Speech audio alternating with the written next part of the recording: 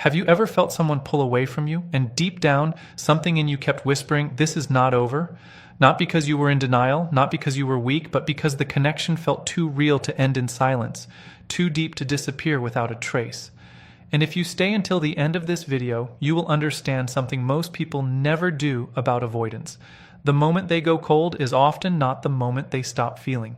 And once you truly understand that, you will stop blaming yourself for what their fear made them do, because this is where so many people break themselves.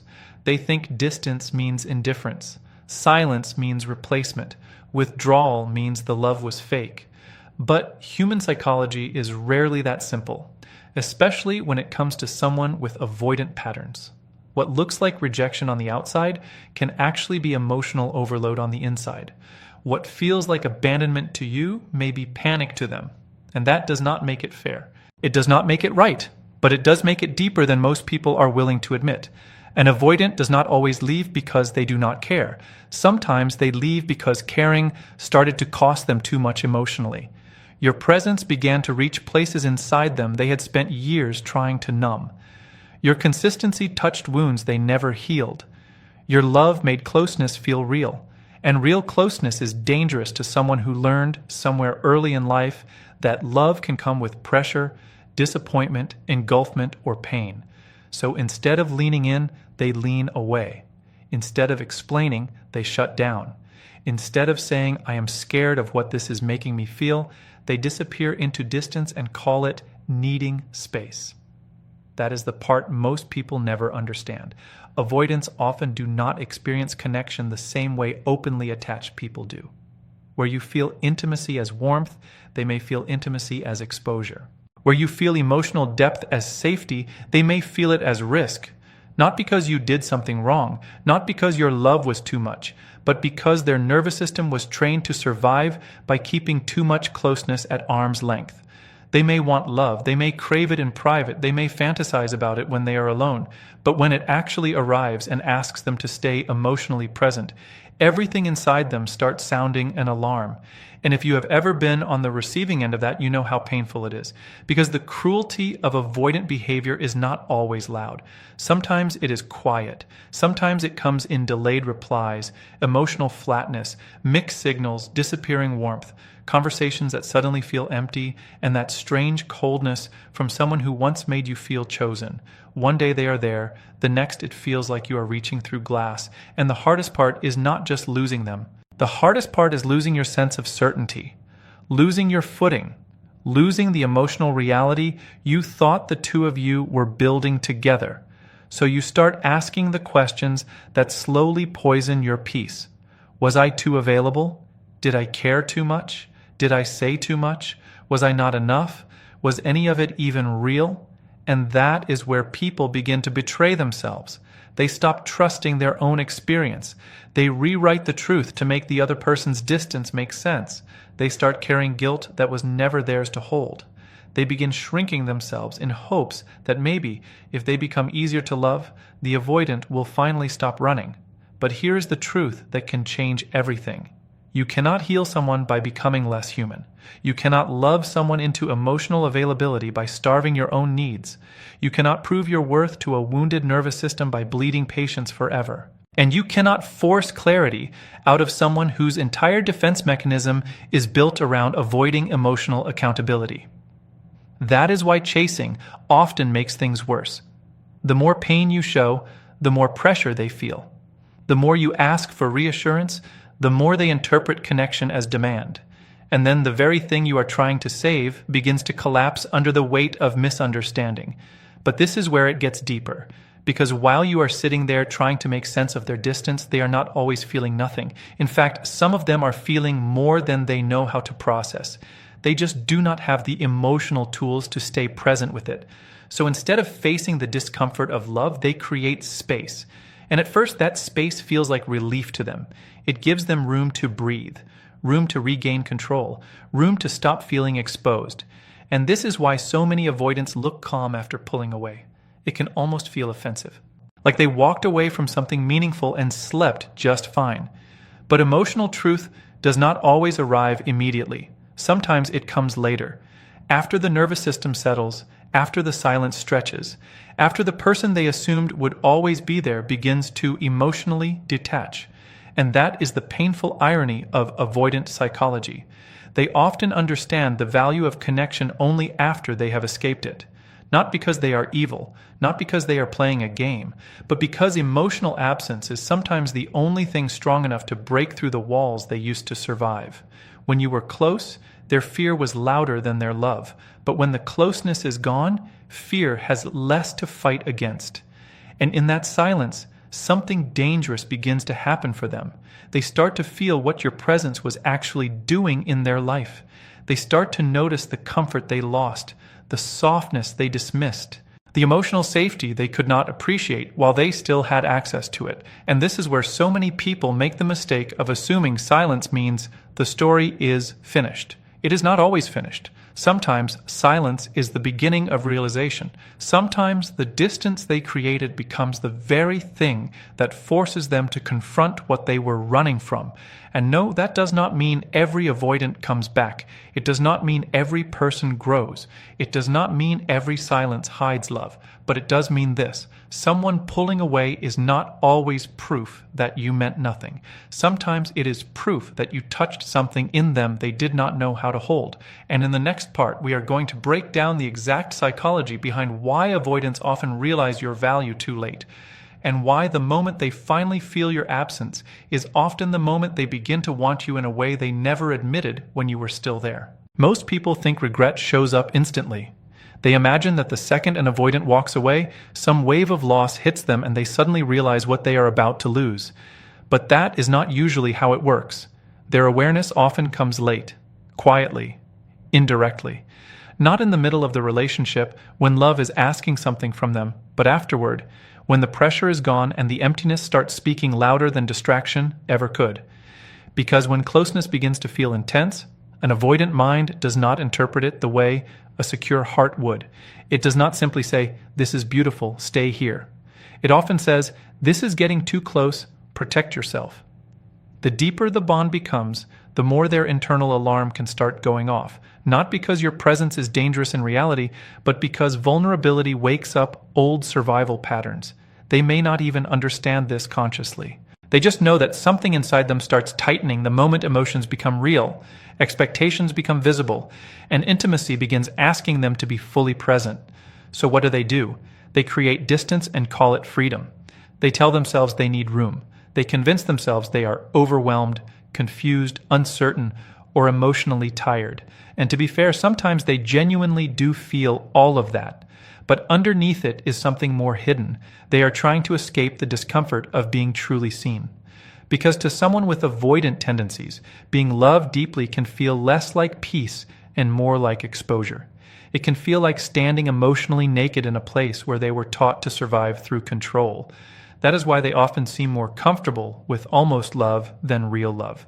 They can handle connection as long as it stays slightly out of reach, as long as it remains somewhat undefined, as long as they still have an exit. But once something becomes emotionally solid, once the bond starts carrying weight, once they realize they matter to someone in a serious way, their fear starts rewriting the meaning of the relationship.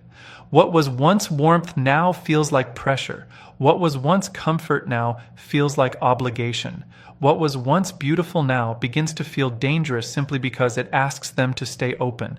And this is where people misunderstand them the most. They assume the avoidant is cold because the bond meant little. But often, the exact opposite is true. The more meaningful the connection becomes, the more intense their urge to create space can grow. Not because they want to lose you, but because they do not know how to remain close without feeling trapped by their own emotions. That is why their timing is so painful. They often retreat at the exact moment when things begin to matter most. Then comes the silence. And at first, that silence can feel like relief to them. The emotional heat drops. The tension disappears. The need to explain, reassure, or emotionally respond fades. They can breathe again. They can go back into routines, distractions, work, scrolling, surface-level conversations, and whatever else helps them stay disconnected from what they actually feel.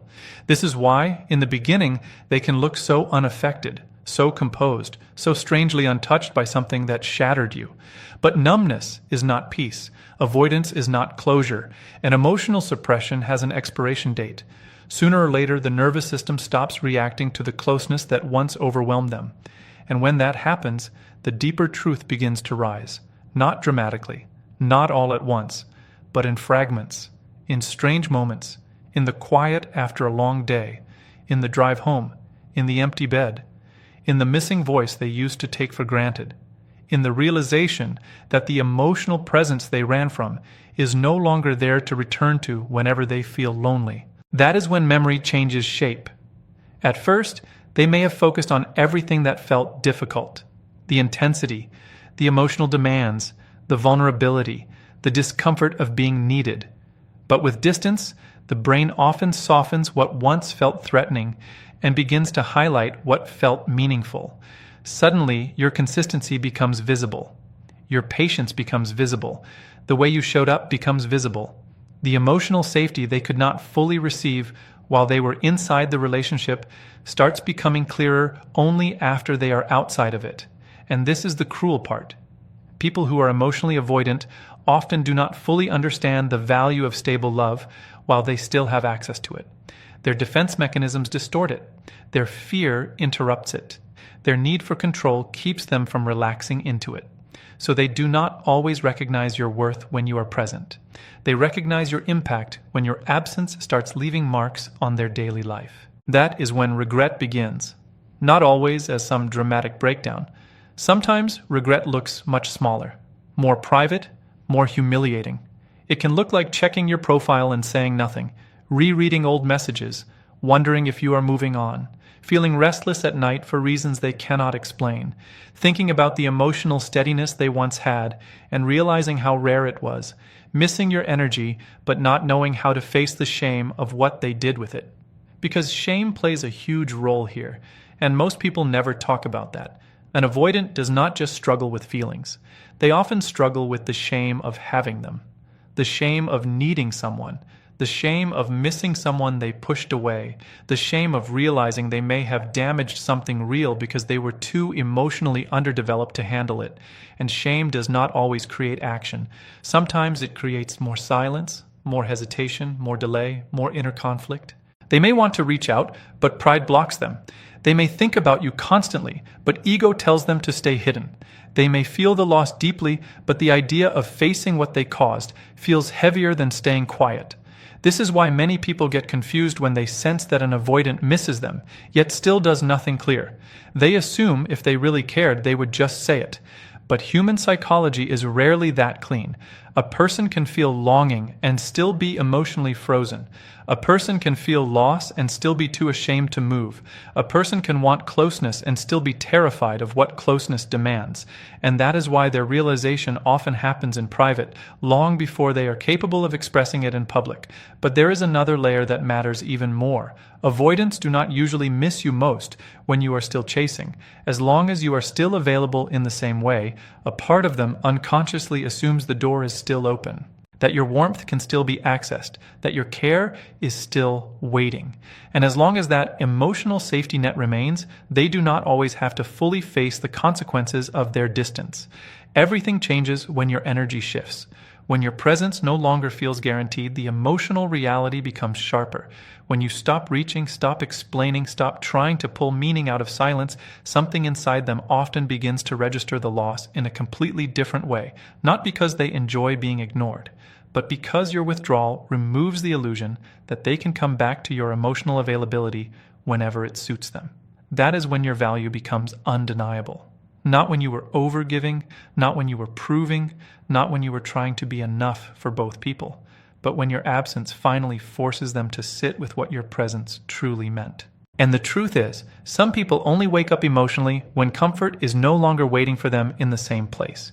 Some people only understand what they had after their own defenses stop protecting them from reality. Some people only begin to feel love clearly once they are left alone with the consequences of running from it. That does not mean you were meant to suffer just to teach them a lesson. It means their timeline for emotional truth is often delayed by fear. And once fear loses its grip, reality starts entering through the cracks. That is when the mask starts slipping. That is when the emotional walls stop feeling as solid as they once did. That is when they begin to realize that what they escaped was not weakness. It was something rare. And when that truth finally reaches them, it does not always arrive as peace. It often arrives as disruption, a strange emotional restlessness they cannot easily explain, a heaviness in moments that used to feel normal, a quiet ache that starts following them into ordinary parts of life. Because once someone has felt a bond that touched them in a real way, pretending it meant nothing becomes harder to maintain. And eventually there comes a point where even distance can no longer protect them from what they actually feel. This is the turning point people wait for without always understanding it. Not the moment the avoidant suddenly becomes perfect.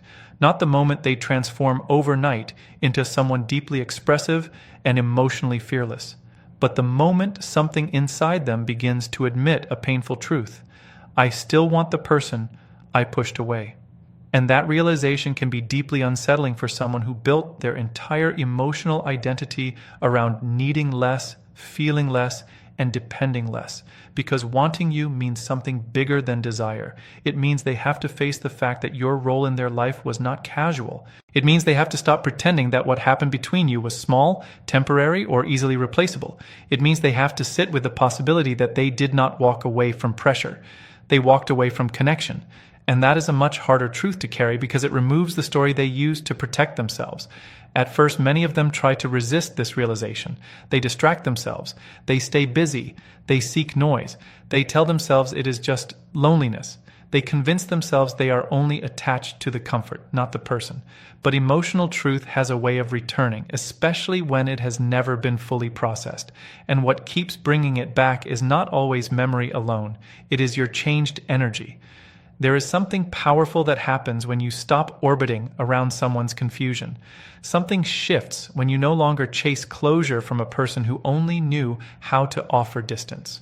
You begin to stand differently, speak differently, feel differently. Even in silence, your emotional position changes. And people can feel that more than they admit, especially avoidants, because while they may struggle to respond to emotional pursuit, they are highly sensitive to emotional movement. They notice when your attention is no longer wrapped around them. They notice when your softness is no longer reaching in the same direction. They notice when your absence becomes emotionally real rather than temporarily quiet. And that is often the exact point where something breaks open inside them.